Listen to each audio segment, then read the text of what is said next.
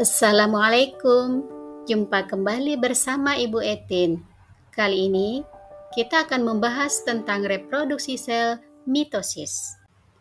Pada pembelajaran kali ini, kita akan membahas tentang sel, reproduksi sel, pembelahan mitosis, dan fase-fase pembelahan mitosis. Apa sih itu sel? Sel adalah unit terkecil yang membangun tubuh makhluk hidup, dan tubuh kita terdiri dari miliaran sel. Seperti semua makhluk hidup, sel juga menjalankan fungsi penting, diberi makan untuk tumbuh dan menjalankan fungsinya, seperti reproduksi dan juga mengalami kematian. Sel mengandung materi genetik dan dapat menggandakan dirinya melalui dua proses yang disebut mitosis dan meiosis. Apa itu reproduksi sel? Reproduksi sel merupakan proses dasar untuk menciptakan kehidupan yang terjadi dalam segala bentuknya, memastikan kelestarian keberadaannya, serta pertumbuhan, penggantian jaringan, dan reproduksi pada organisme multiseluler. Dikenal sebagai reproduksi sel atau pembelahan sel merupakan tahapan dalam siklus sel, di mana setiap sel membelah membentuk dua sel anak. Ada 3 mekanisme biologis reproduksi sel, yaitu pembelahan biner, meiosis, dan mitosis.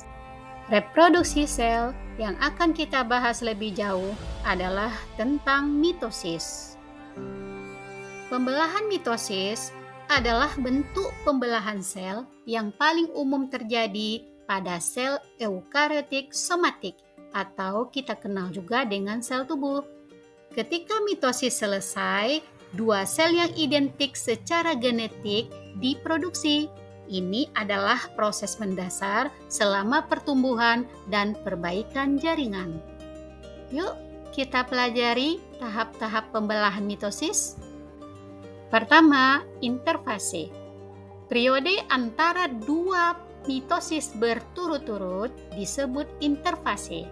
Saat ini, sel bersiap untuk reproduksi, mengumpulkan energi untuk tumbuh, menggandakan atau mereplikasikan DNA, menghasilkan protein, dan membentuk organel sel dalam sitoplasma. Terdapat 3 subfase pada interfase, yaitu fase G1 atau growth 1, fase S atau sintesis, dan fase G2 atau growth 2. Profase.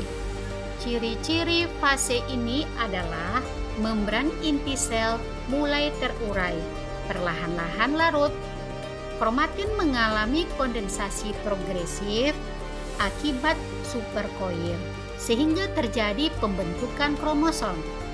Sentrosom berduplikasi dan masing-masing bergerak ke salah satu ujung sel tempat mikrotubulus terbentuk. Metafase.